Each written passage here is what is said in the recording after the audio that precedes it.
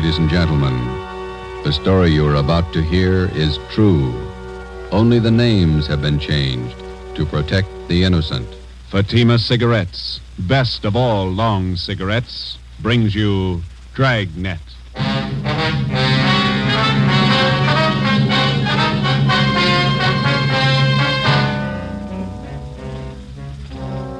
You're a detective sergeant. You're assigned to Narcotics Bureau. A vicious criminal has resumed operations in your city. His profession, dealer in narcotics. You know his name. You know he's guilty. Your job, prove it.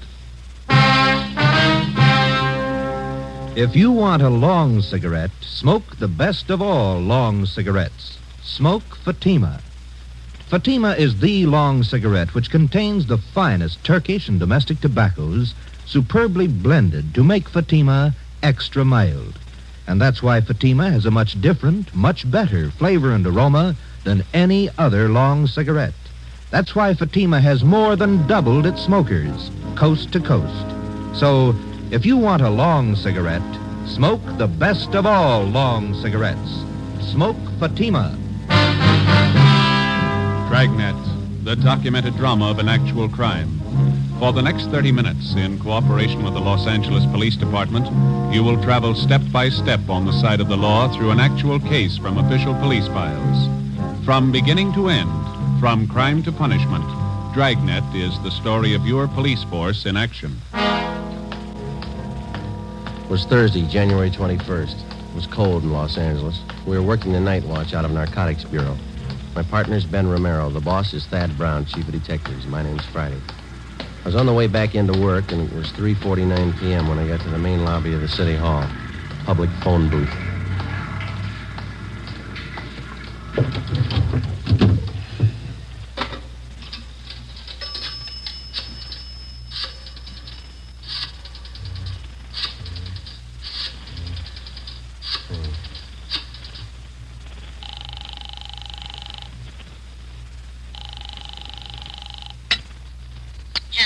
Hello, Ma. This is Joe. Joseph, you said you were going to be home at 4 o'clock. Oh, I couldn't help it, Ma. They changed the schedule. I got my stuff all right. Thanks for packing it. Well, I put your socks and your clean T-shirts on the bed. Did you put them in your bag? Yeah, I got them. Got them off the clothesline right after you called. They weren't quite dry, or I would have packed them for you. I got them all right. Listen, Ma, I'll call you whenever I get the chance. Now, don't worry. How long are you going to be gone? I haven't any idea. Maybe a month. All depends. How can I get in touch with you? You can't. Call Ben. He'll get the message to me somehow. Where is it you're going, Joseph? Well, I'm not going anyplace, Ma. I'll be right here in the city, but I just won't be able to come home for a little while. It's a special job. No, like the last time? Yeah. Well, you be careful now.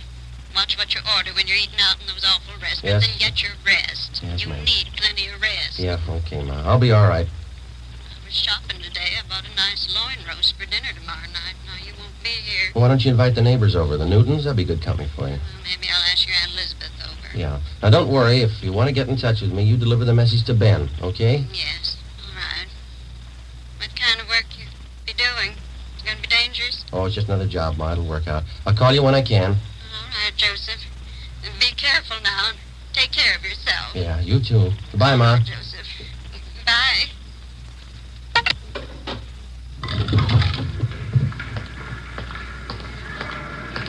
I left the phone booth and started down the corridor. I went up a short flight of stairs and turned left. The afternoon crowd in the City Hall seemed heavier than usual. I walked past the elevators and turned right down another corridor. It was 3:58 p.m. when I got to room 24, Narcotics Bureau. Captain White, Hi, Joe. you want to take these? Yeah, sure. It's my badge. Okay. There's all my identification and my gun. Right. I'll take care of them for you. These clothes look all right? Just a minute. Now, let's see. Yeah. I don't like that tie. Romero, Yes, Gibber? let's see your tie. Yeah, swap with Friday, will you, Ben? Christmas tie's pretty loud. Mine's not. That's the idea. Here's some stuff to carry in your pocket. Social Security card, ID card, all made out to Joe Kyber. Some book matches from St. Louis, a couple from Reno, Nevada. Okay. You pick up another gun? I loaned him my .25 automatic. It's small. It's easy to carry. Suit yourself. I don't have to tell you to be careful. No. It's a chance we've been waiting for, Joe. A lot depends on you. I'll do what I can. Just one thing I want to tell you. Take your time. Take all the time you need. Don't push it. I understand. No time limit. Your time's up when they find out who you are. Captain Lynn White and I left the Narcotics Bureau together with Ben and Johnny Bingham. We went down the hall to the office of Chief of Detectives Thad Brown. As in most major narcotic cases, the plan involved the coordinated work of all three offices, the federal, state, and our own local bureau. The operation involved a great many men and a lot of time. When we got to the Chief of Detectives office, two men were with him. Bill Craig, the agent in charge of the Federal Bureau of Narcotics for the Southern California area, and Inspector Virgil Beckner, head of the State Narcotics Bureau for our district. All of us had one common goal, the apprehension and conviction of two men, Arthur Belmont and Ralph Costello. The first man on the list, Ralph Costello. Chief Brown outlined the overall plan. Craig, your federal men have been tracking Costello off and on for 3 years now. Beck's of your state agents. Same for our men. This time we can't afford to miss. You figure an undercover man working locally? That right, Chief? Yeah, Craig, he'll start right from the bottom, work up the line till he gets to Costello, if he gets there. Beck? Where are you going to start? Captain White, would you lay it out for Beck and Craig? Yeah. Friday here's going to handle the job. He's got his full instructions. Joe, you want to fill him in? All right. I'll make my first contact tonight. I'll meet in a bar down on South Pico with another one of our undercover men, Benny Arredondo. He'll introduce me as Joe Kyber to one of his informants. The informant is supposed to help get me into the Flats gang. The same bunch running on the south end of town? Yeah, small-time peddlers, precurious, a little bit of everything. Go on, Friday. When I get in the gang, I run with them until I find out where and how they make their buys. After you get a contact, you make buys all the way up the line and get as close as you can to the top. Yeah, that's right. You worked out your contact with us? He knows that under no conditions will he be seen around the department here. It's been set up that I have a hotel room lined up down on the east side. Romero here and Captain White will be my only contact with the office. I'll be using the name Joe Kyber. Sounds all right to me. How about you, Craig? How about that informant, Friday? Can you count on him? Arredondo thinks a lot of him. He says he's a good man. He's the first rung on the ladder. He's got to be solid. Well, if he's not, we won't have far to fall. Depends on how you look at it. You can kill yourself in the bathtub. 8 p.m. Thursday, January 21st. I checked in at the Casino Hotel on Terminal Street. I registered as Joe Kyber, Omaha, Nebraska. I was given the key for room 5. The rent was $7 a week. I unpacked a few things I had in my bag and went down the hall and took a shower. I went down to the lunchroom on the corner. I had an egg sandwich and a cup of coffee. It was 11:18 p.m. when I walked into Blue Wright's Bar and Grill. I ordered a beer and sat down. I watched the missing persons program on the television set above the bar. Lose somebody, Kyber? Hello, Benny. Been here long? I just got here. Where's your boy? Sitting over there with that fella in the blue suit. Name's Gene. Who is the guy in the blue suit? One of the Flats gang. Gene's lining up your introduction now. Guy's name is Ludwig. I call him Lud. He knows me as Steve. Right. What do we do? Sit tight till Gene gives us the word. The tie of yours looks like it's on fire. Look all right? I wouldn't wear it. Lud would. Get in the hotel okay? Yeah, all set. Room 5. Gene wants us. Let's go. Okay. Hi, Steve. So your boy got here? Yeah. Gene, meet Joe Kyber. Hi. This is Lud. Joe Kyber, Lud. Sit down. You like the fights, Kyber? Yeah. They got nothing out here in that line. I used to go to the Garden when I was east. I got some fine cards at the Legion. Where? Hollywood Legion, Friday night. Some classy-looking fighters out there. Where is that? Out in Hollywood. Nice little stadium. I'd like to go with you sometime. Tomorrow? I got a date. Maybe next week. Bring her along. A lot of women go. Not this one. Okay. Hey, you guys hungry? I could eat. Yeah. Joe? Sure. How about here? Nobody eats here. Well, steam table over there. The stuff smells pretty good. So does garbage if the wind's blowing the other way. Let's get a French dip sandwich, huh? How about Galbraith's over on Sotelo? Okay. How about you guys? Sure. Let's go. All right. You from the east, Kyber? Omaha, Memphis, all around. Yeah. You don't talk very much. You do. You talk tough. Are you tough? Sometimes. This place we're gonna go eat, sometimes the meat's tough, too. Yeah? Just like a piece of tough meat, you can always cut it down to size. The following week at the fights, I met some of the other members of the Flats gang. They were a typical group of hoodlums. Unlike fiction writers have portrayed them, generally gangs of this type do not operate under a gang leader. Each member considers himself the best of the lot. For all practical purposes, they didn't need a leader. But as in any group, some men are more dominant than others. Ludd was one of these. Because of his tough manner, I observed that the gang members placed confidence in Ludd. It was then that I decided that I had to be tougher than he was if the gang was going to accept me. 5 weeks went by. March 7th. There was still no mention by any of them that they were either using or dealing in narcotics. Come on in, Kyber. Sit down. Ludd? Kyber, meet Jerry Phil. Bye. I picked up the tickets for the basketball game tonight. Good seats? Yeah, they look okay. Got an extra, Ducky? Maybe I'd tag along. Yeah, we got 4.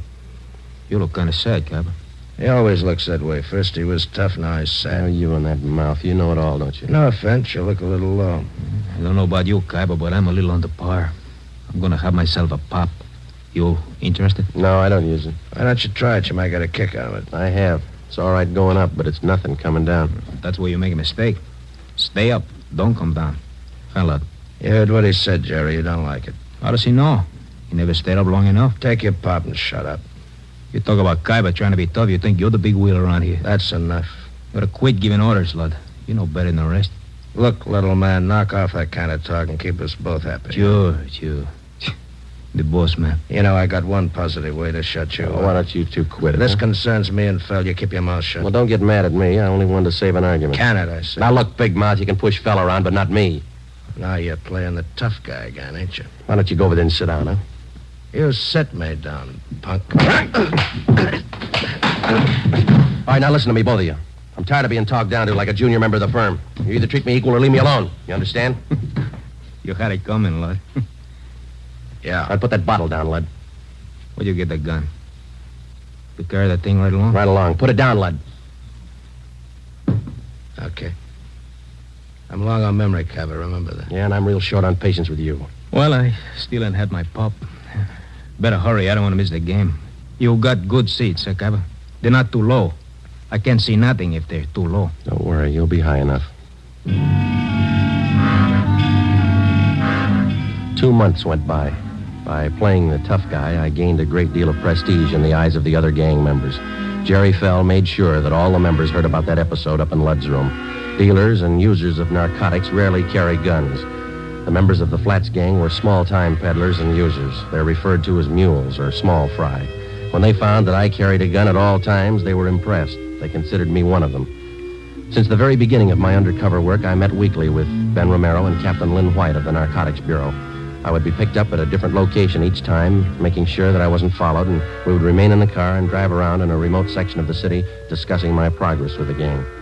During this first 3-month period, under the pretext that I had clients to furnish, I made 2 small narcotics buys, one for $13 and one for $8. As soon as the purchases were made, I would mark them for identification, contact Ben, and then turn the narcotics over to him to be booked as evidence by the property clerk at Central Division. Another month went by. Thursday, June 5th, 11 p.m. We had just returned from the midget auto races, and we were sitting around in Ludd's room. You mentioned something out at the races, Kyber. Now what's on your mind? I told you, Ludd, I need a half a dozen caps right away. I got people putting the bite on me. Old customers. How old can they be? You only been out here 5 months, remember? When they're hooked, they get to be old customers in a month. I fixed up 2 buys with Morse for you. Tony says he can't handle anymore. Hasn't got enough around. You got on board late, you know. All of us are ahead of you. Tony can get more. Who's his source? Couple of guys. I know him. How about an office to one of them?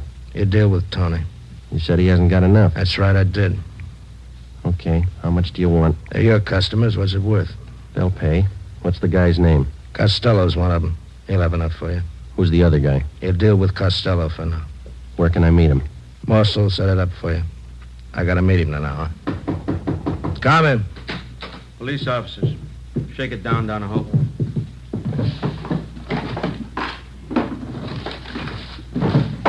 What's the trouble? Checking for a robbery suspect. Find anything, George? Room's clean. We don't know anything about a heist. You'll have to come downtown and answer a few questions. What's the matter with you, fella? You look like we spoiled your party. Yeah, you spoiled it.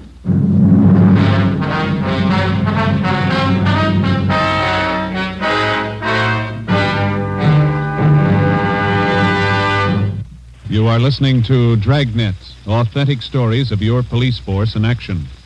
Now, here's an authentic report from Fatima Cigarettes. In 1949, Fatima more than doubled its smokers from coast to coast. In 1950, enjoy Fatima yourself. You'll find Fatima extra mild. Because Fatima is the long cigarette which contains the finest Turkish and domestic tobaccos superbly blended to make Fatima extra mild. You'll find Fatima tastes much better. Fatima's superb blend gives you a much different, much better flavor and aroma than any other long cigarette. You'll find Fatima best in cigarette quality. Fatima has always stood for the best in cigarette quality. For a new year of greater smoking enjoyment, buy Fatima in the appealing gold and yellow package. You'll agree, Fatima is the best of all long cigarettes.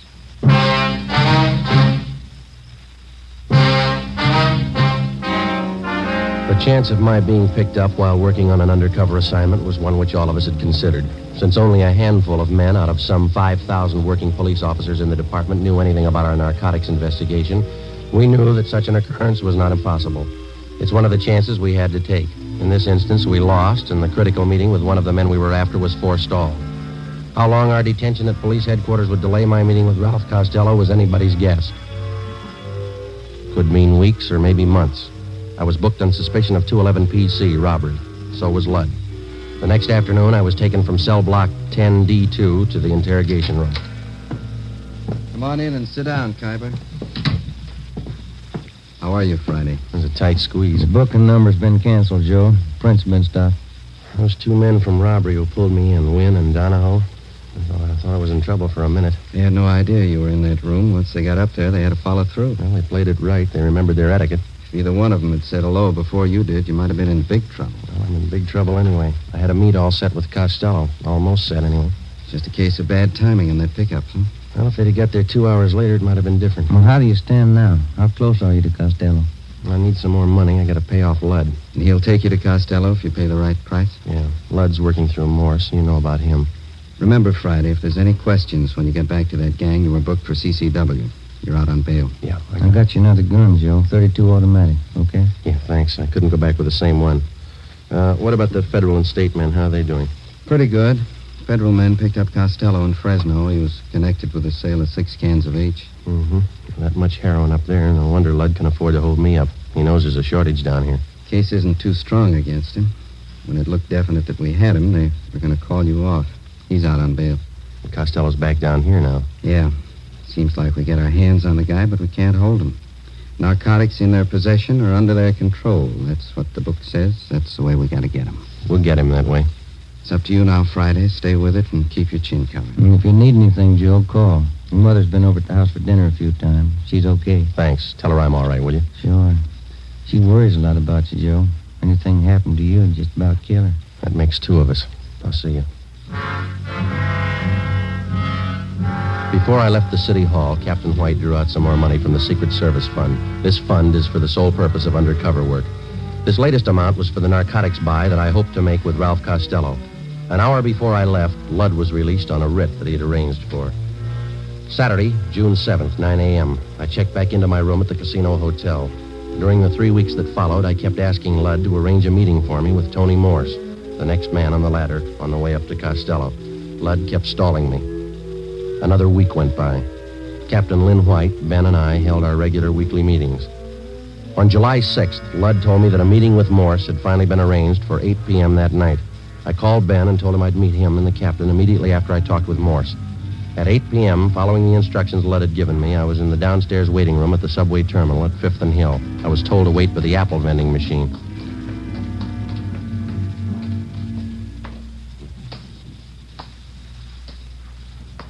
Excuse me, mister. Oh, yeah, sure.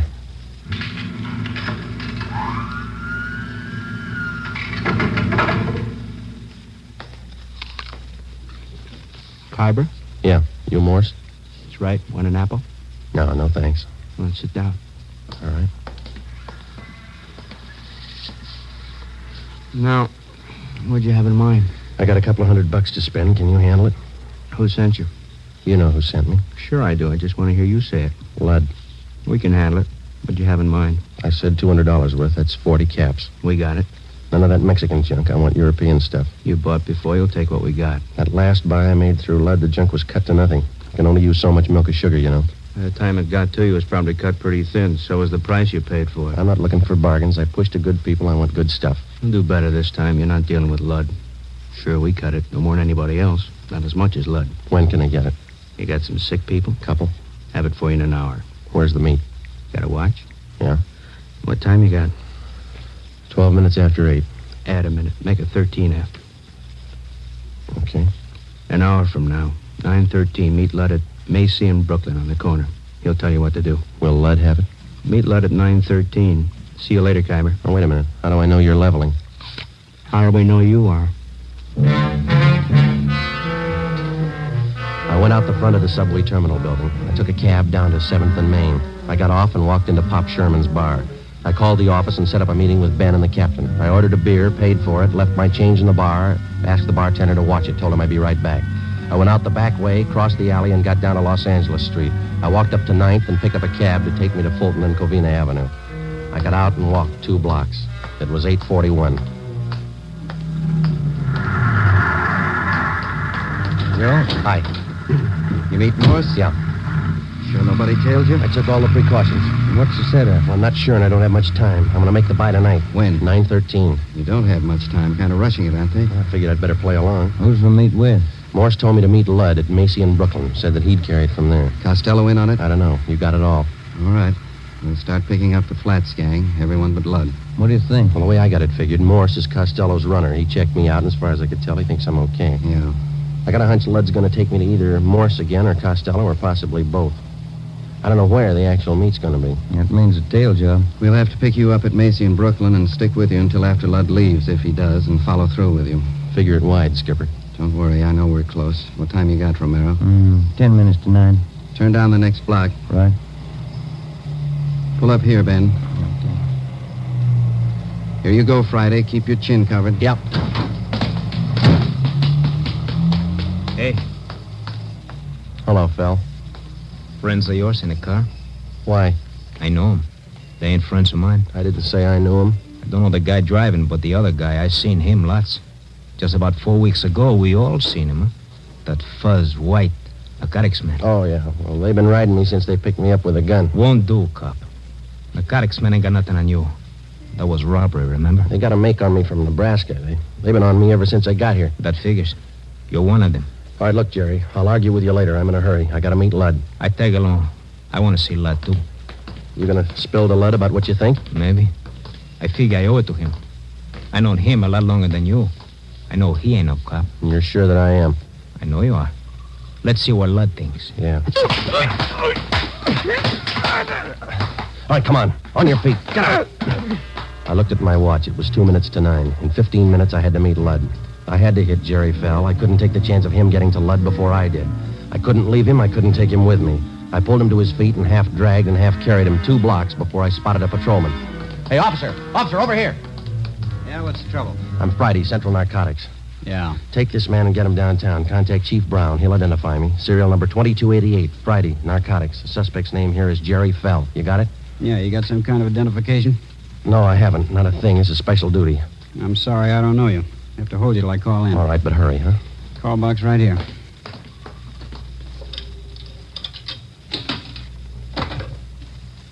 This is Carlson, box 117. Check on a matter with the Chief of Detectives, Brown, will you? Yeah, that's right. Have a man here who identifies himself as Friday. What's your first name? Joe Friday. Tell him to hurry. Yeah. Joe Friday, Central Narcotics, serial number 2288. Says he's in a hurry, holding a suspect, Jerry Fell.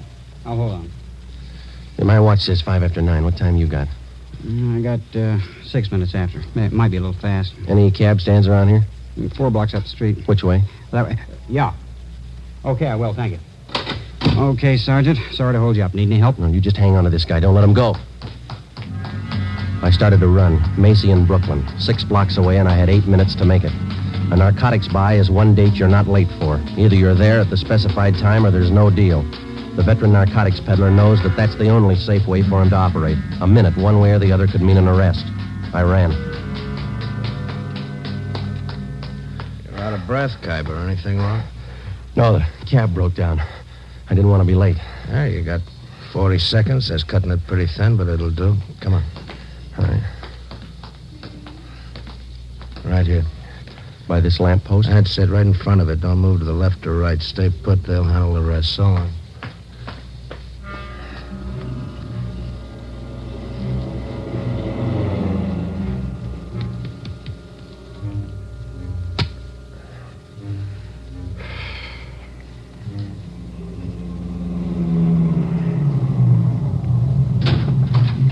Get in, Kyber.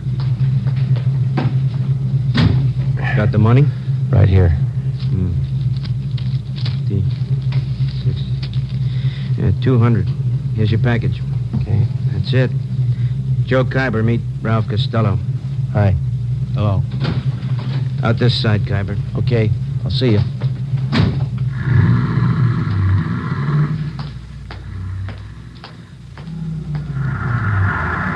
Did you make the buy Friday? Yeah, take him. Hi, Joe. Ben, thought you were with the captain. They don't need me. That intersection's blocked off up there. They're pulling them over right now. See? Yeah. They got him. Costello in the car? Yeah. Well, that's half of the team. Now what? We go after the big man, Arthur Belmont. Took us 7 months and 4 days to get to Costello. Lots of time. Yeah. Always seems to work out that way, doesn't it? What's that? They always run out of time before we do.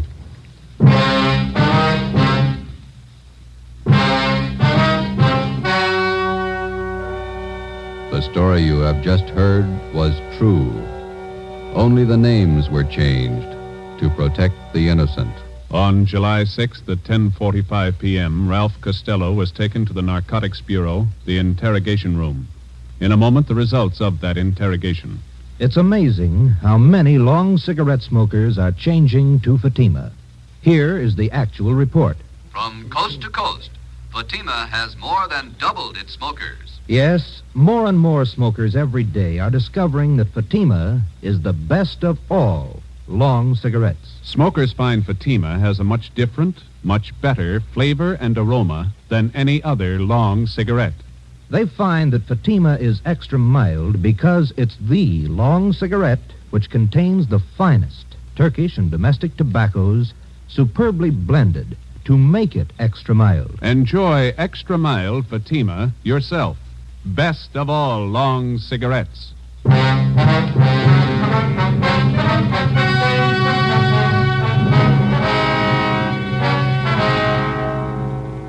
With the promise of the United States District Attorney that his prison terms for the possession and sale of narcotics would run concurrently rather than consecutively, Ralph Costello agreed to furnish us vital information concerning the number one narcotics dealer on the Pacific Coast, Arthur Belmont. Next week, the big man, Arthur Belmont.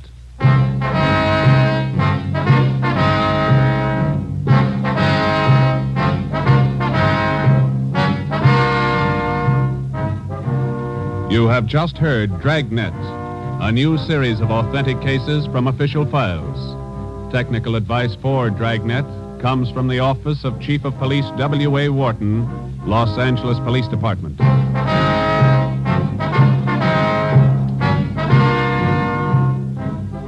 Fatima Cigarettes, best of all long cigarettes, has brought you Dragnet from Los Angeles.